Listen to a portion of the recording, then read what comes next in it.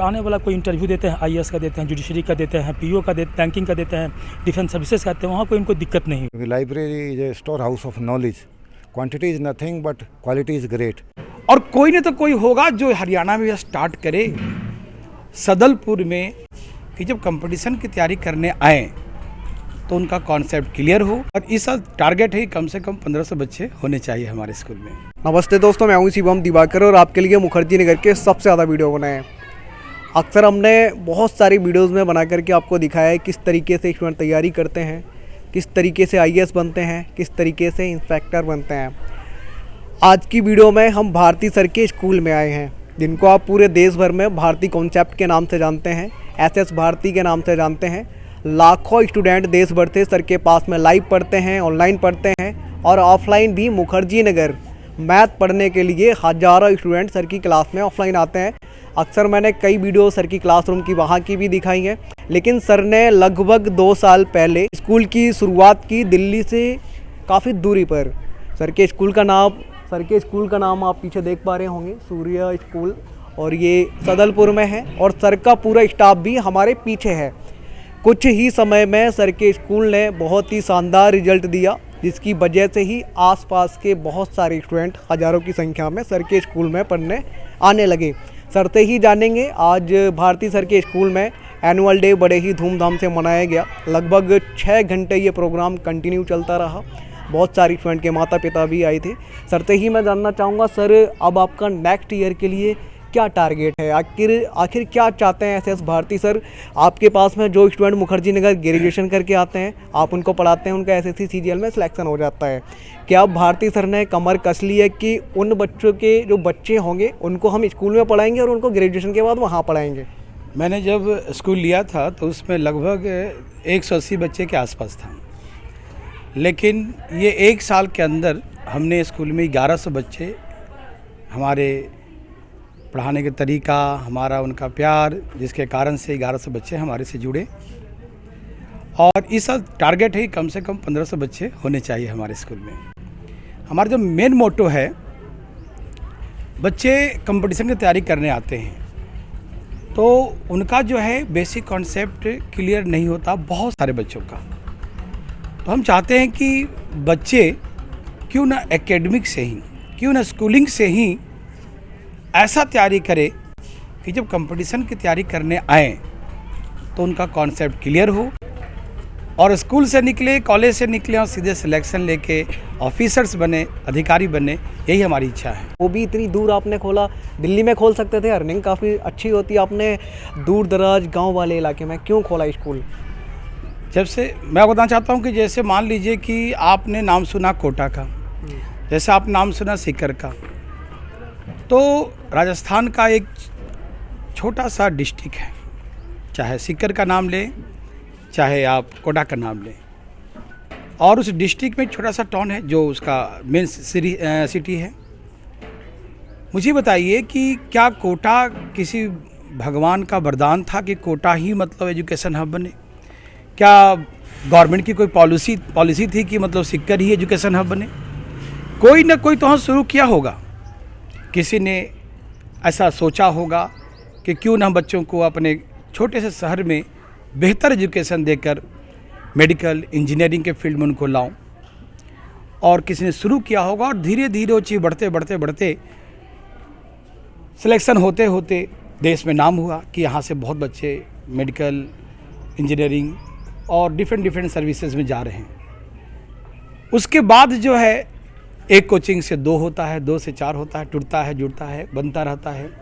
और आज के समय में जो है, जैसे आप कोटा और सीकर का नाम जानते हैं कि किसी एक द्वारा शुरू किया हुआ चीज़ें बढ़ते जो है एक बहुत बड़ा स्थान बन जाता है, जो पूरे विश्व के लोग, भारत के लोग जानते हैं कि तैयारी करने जाना है तो इस स्थान पे जाना है।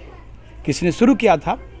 वैसे मेरा जो इच्छा है कि ये तो शहर से एक दूर है, शुद्ध वातावरण, खाने पीने की शुद्धता, रहने की ताजगी और शुद्धता, और कोई नहीं तो कोई होगा जो हरियाणा में स्टार्ट करे, सदलपुर में, हिसार में कोई शुरू करे और इसको भी एक वैसा एजुकेशन हब बनाए कि पूरे भारत के लोग, पूरे नॉर्थ इंडिया के लोग, सभी शहरों के लोग तैयारी करने का यदि सोचे कि हरियाणा में कहाँ जाएं, कहाँ मेडिकल की तैयारी करें, कहाँ इंजीनियरिंग की तैयारी करें, वो कोई ऐसा केंद्र बने, कोई ना कोई तो सोचेगा।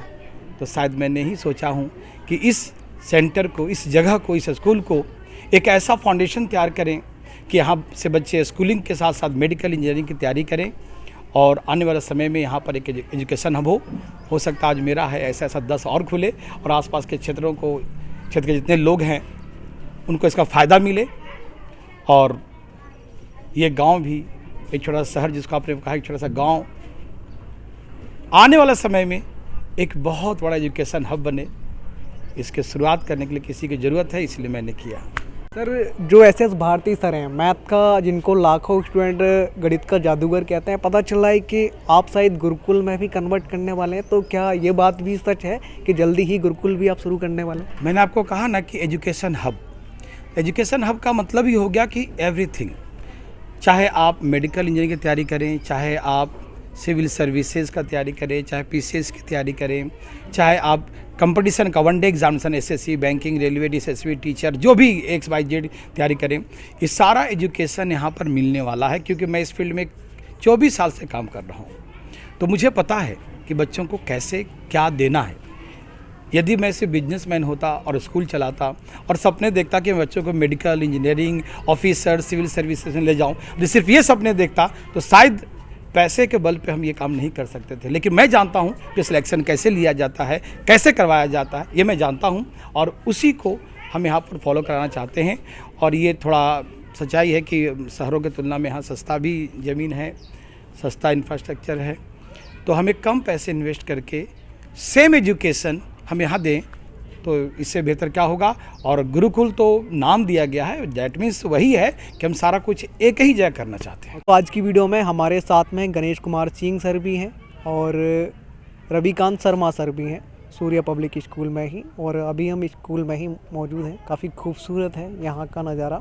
सर, सबसे पहले मैं आपसे ये जानना चाहूँगा, आप लाइब्रेरी पूरा संभालते हैं, आपके यहाँ पे किस टाइप का लाइब्रेरी है आपके स्कूल में, जो स्टूडेंट की इतनी ज़्यादा डिमांड है कि हम पढ़ेंगे तो इसी स्कूल में पढ़ेंगे? हाँ जी, यहाँ मैं लाइब्रेरियन की पोस्ट पे हूँ और यहाँ मैंने देखा स्कूल के अंदर सभी सुविधाएं हैं, वेल फर्निश्ड लाइब्रेरी है, वेल इक्विप्ड लेबोरेटरीज़ हैं और प्लेग्राउंड है। मेरे को बहुत अच्छा माहौल लगा यहाँ के स्कूल का। मुझे अभी आए कुछ ही दिन हुए हैं यहाँ, और ग्रीनरी है, बॉटनिकल गार्डन है, प्लेग्राउंड हैं और बच्चों को म्यूजिक वगैरह कल्चरल एक्टिविटीज़ होती हैं और अच्छी प्रेयर होती है। और यहाँ मुझे जो है लाइब्रेरी के अंदर 2 तरह की पुस्तकें हैं यहाँ लाइब्रेरी में। कुछ तो टेक्स्ट बुक हैं, रेफरेंस बुक हैं, बच्चों को यहाँ समय समय पर पढ़ने के लिए पीरियड लगाए जाते हैं लाइब्रेरी के, ताकि उनको नॉलेज मिल सके।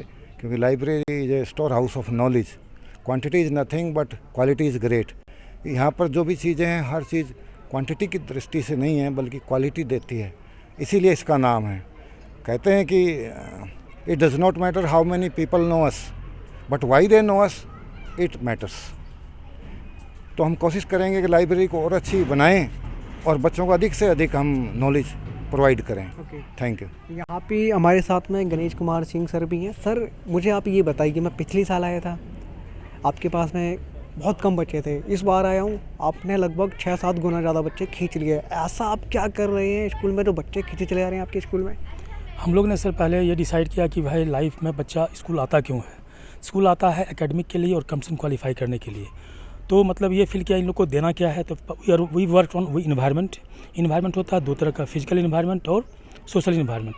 सोशल इन्वायरमेंट का मतलब होता है कैसा वातावरण में कैसे कैसे लोग हैं। The students who comes in the school, they interact with the drivers, they interact with the non-teaching staffs, they interact with the gardeners, they interact with the kitchen staff, and they interact with the administration, and they interact with the teachers. तो सबके साथ जो है बोलने का, चलने का, local language में बात नहीं करना है। You have to talk in pure Hindi और बाइलिंगुअल हिंदी एंड इंग्लिश और टोटली इन इंग्लिश। तो हम लोग ने एक माहौल बनाया है कि सो दैट बिकॉज अभी जो है दौर जो है इंग्लिश का दौर है। Even if you go for IAS examination 1000 seat निकलता है, उसमें 50-60 बच्चा ही 5 to 6% जो है क्वालिफाई करते हैं हिंदी मीडियम से। तो we are considering academic plus the competitive world. तो कम्पिटिटिव वर्ल्ड का जो डिमांड है उस टाइप से हम लोग मूव कर रहे हैं सर। तो पहला पॉइंट है इन्वायरमेंट। दूसरा पॉइंट है जो हम लोग वेल थीमेटिक असेंबली अरेंज करते हैं। When the students reach the school, the first thing that occurs in the school is assembly. Assembly में क्या होता है, असेंबली में बच्चे खड़े होते हैं, they do go through the prayers, they do take the pledge, they do have the national anthem.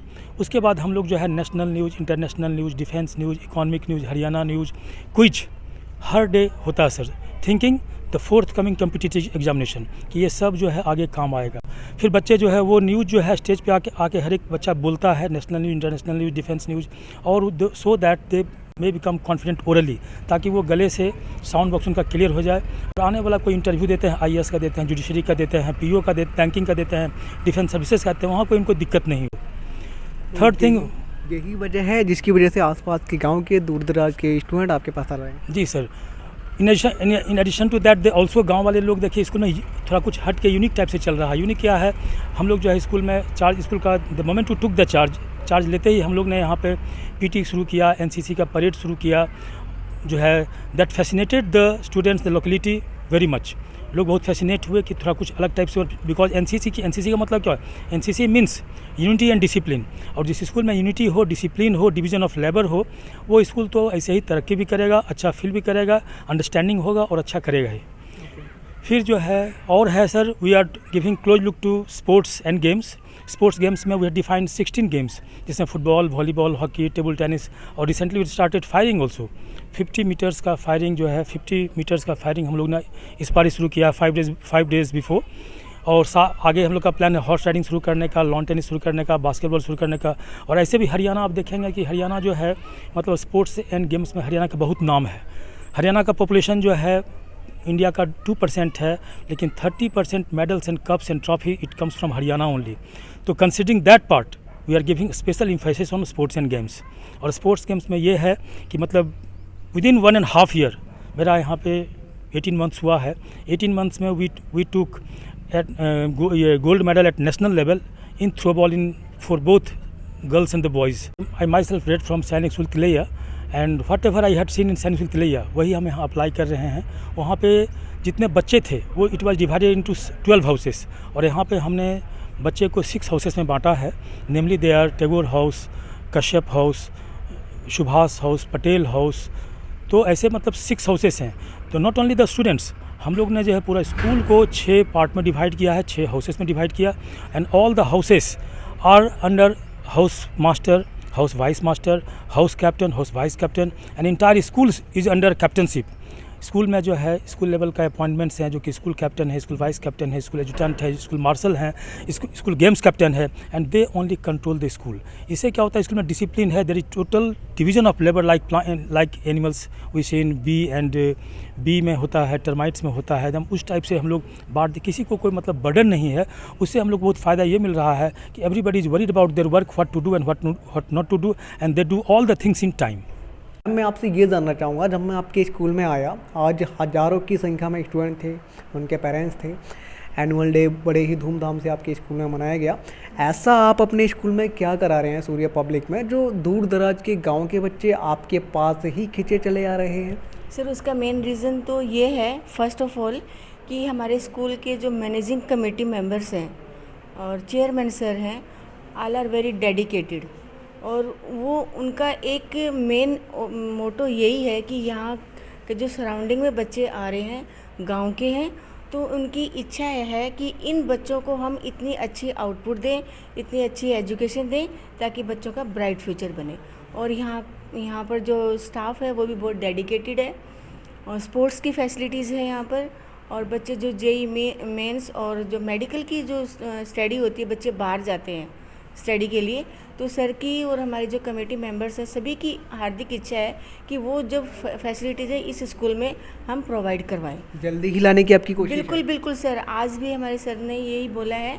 Function जब हमारा हो रहा था तो यही कहा था कि बच्चे सीकर जा रहे हैं, कोटा जा रहे हैं, तो क्यों ना हम सदलपुर में ये जो फैसिलिटीज़ हैं, बच्चों को ग्रामीण इलाके में इतनी दूर जा रहे हैं, तो हम ये इस सदलपुर में ये सब फैसिलिटीज़ हम अपने स्कूल में देंगे और उसका हमें बेनिफिट मिलेगा और हमारे स्कूल का बच्चों का ब्राइट फ्यूचर होएगा। I would like to heartly thanks to our chairman sir SS Bharati sir, जो अपनी उनकी जो थिंकिंग है वो इतनी मतलब ब्रॉड है कि बच्चों को वो ऐसी एजुकेशन देना चाहते हैं। और आज जो मैंने उनका प्रेरणादायक उनकी जो स्पीच सुनी, इतनी हार्ट टचिंग उन्होंने स्पीच दी कि हम कम पैसे में बच्चों को अच्छी एजुकेशन दें। तो ये मुझे इस स्कूल में देखने के लिए मिला। एनवायरनमेंट यहाँ पे बहुत अच्छा मिला और इसीलिए मैंने यहाँ पे I want to few changes in this school in few times. दोस्तों आज की वीडियो में हमने सूर्य पब्लिक स्कूल की प्रिंसिपल मैम से बात की है। इनका नाम है ललिता शर्मा। अगर आपको ऐसा लगता है हम कोई और सवाल पूछना भूल गए हैं तो आप कमेंट बॉक्स में प्यारा सा कमेंट लिख भेजिए।